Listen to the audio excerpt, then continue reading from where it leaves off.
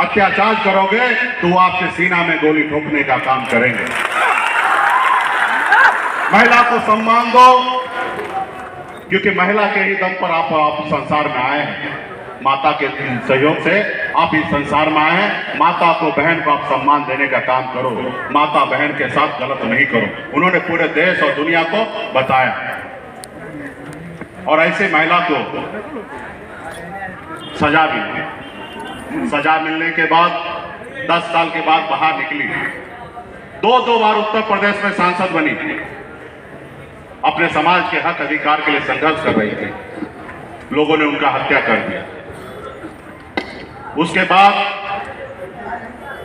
तकरीबन 30 साल के बाद, 25-30 साल के बाद हम लोगों ने सोचा 2022 में कि वीरांगना फूलन देवी जी का शहादत दिवस हम लोग मनाएंगे।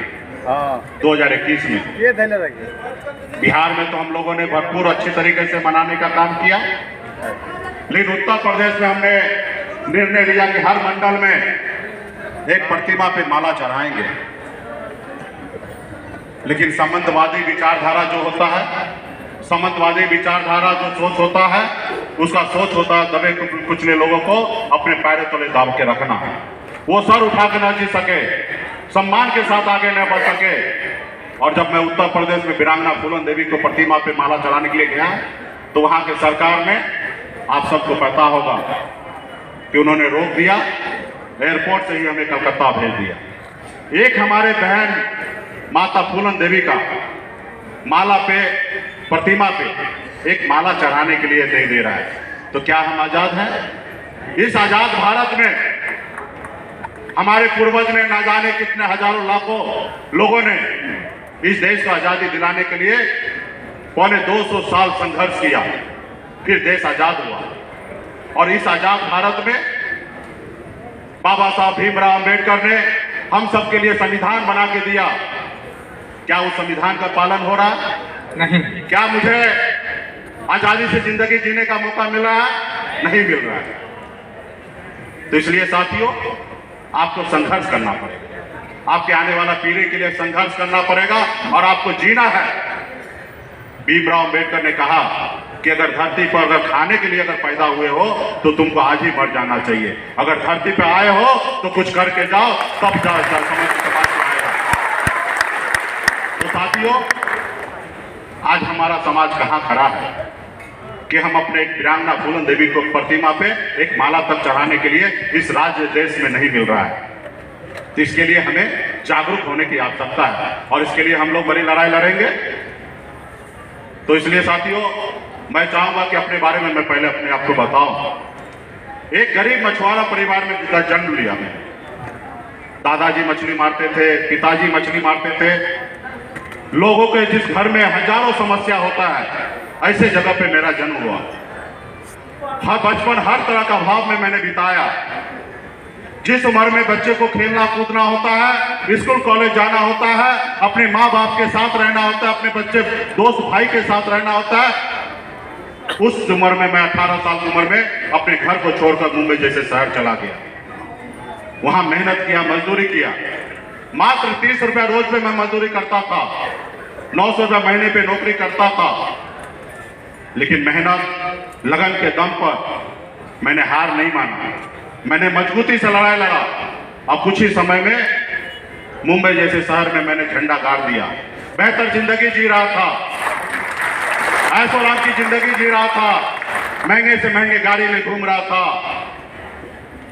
जब मैं बिहार आया तो मैंने देखा, गरीबी तो मुझे पता था, लेकिन मैं बम्बई जाने के बाद थोड़ा भूल गया था।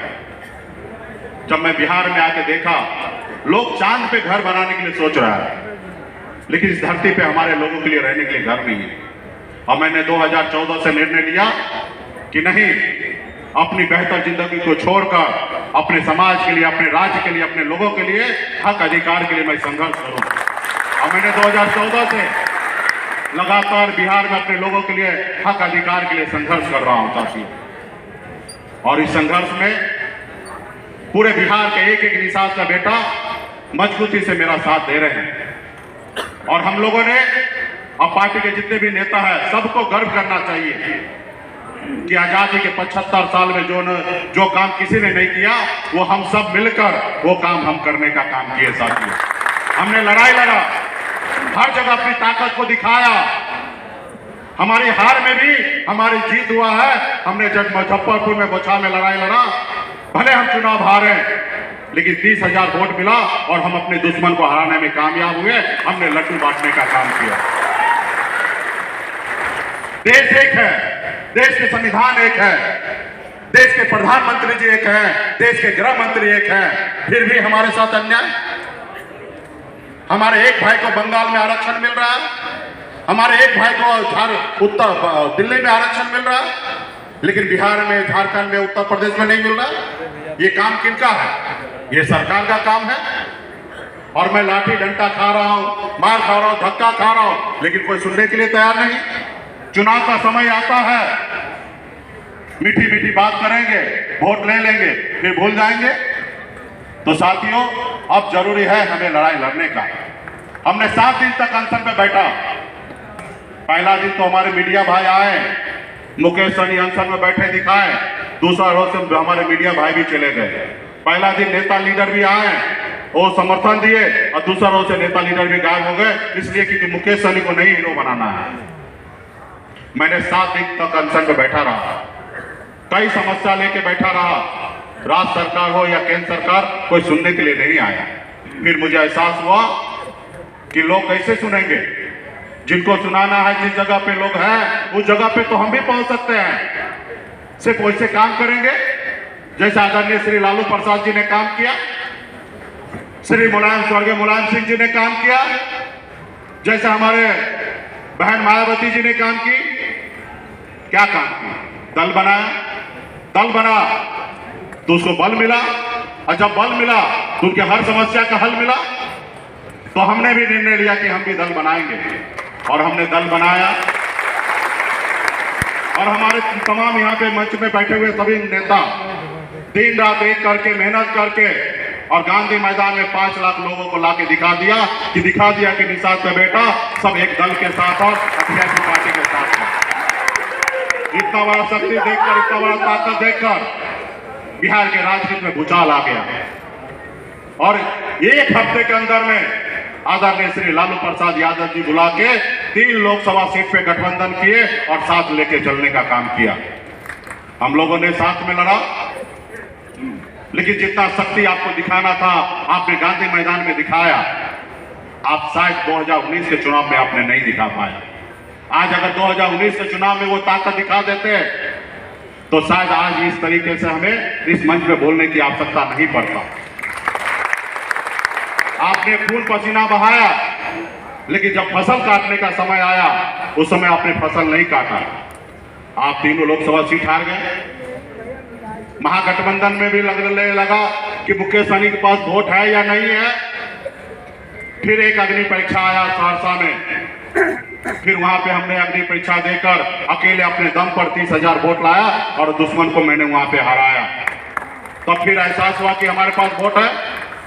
फिर भी उनके मन में संशय था। तब 2020 का चुनाव आया तो आपने देखा किस तरीके से हमारे सीट का घोषणा नहीं किया, कि उनको लगा कि हमारे साथ वोट नहीं है। गलतफहमी का शिकार हो गया। और जब मैं गठबंधन से बाहर निकला और जब दूसरे गठबंधन में मैं चला गया, तो पहला जिस गठबंधन में था वो बिहार का सीएम बनने से 10 कदम दूर रह गया। अगर मैं रहता तो 10 कदम दूर नहीं रहते, 100 कदम आगे रहते। तो उनको भी मैंने अपनी ताकत दिखाया और फिर हम काम करने लगे, अपने लोगों के लिए हक अधिकार की बात करने लगे। तो अगला को लगा, उन लोगों को जिन लोगों ने हमारे पूर्वज को हमको गुलाम बना के रखा था, उनको लगा कि मुकेश सहनी कुछ नहीं था, तब हमको झुका के 11 सीट ले लिया और यूं ही अपने समाज के लिए काम करते रहेगा तो आने वाले समय में ना जाने 51 सीट मांगेगा, एक समय आएगा 101 मांगेगा और एक समय आएगा अपने दम पर बिहार में सरकार बनाएगा। इसको खत्म करो। उनको मुकेश सहनी से तकलीफ नहीं था, उनको आपसे तकलीफ था, पार्टी के सभी पदाधिकारी से तकलीफ था, पूरे बिहार के निषाद समाज सभी उपजाति से तकलीफ था। बिन बेंदा मुनिया मला तियत चाहे जितने भी हमारी उपजाति है उनसे तकलीफ था। वो नहीं चाहता कि अति पिछड़ा का बेटा अपने दम पे खड़ा हो जाए और दूसरा कोई कर्पूरी ठाकुर खड़ा हो जाए। उन्होंने आपके खत्म करने का काम किया। आपका 4 विधायक ले लिया। आप जहां चुनाव जीते तो वहां कैंडिडेट दे दिया, आपके विधायक को खरीद लिया और आपको उस सरकार से बाहर कर दिया जो सरकार आपने बनाया था। अगर 2020 में हम अगर समर्थन नहीं देते तो बिहार में एनडीए की सरकार नहीं बनता और बिहार के मुख्यमंत्री नीतीश कुमार जी शपथ नहीं लेते। हमारे पास भी बहुत सारा ऑफर था, लेकिन हम एकलव्य के वंशज हैं, अमर शहीद जुब्बा सहनी के वंशज हैं, वीरांगना फूलन के वंशज हैं, वेद व्यास के वंशज हैं। हम कभी किसी के साथ गद्दारी नहीं करते, हम ईमानदारी के रास्ते पे चलते हैं। लेकिन उन्होंने क्या किया?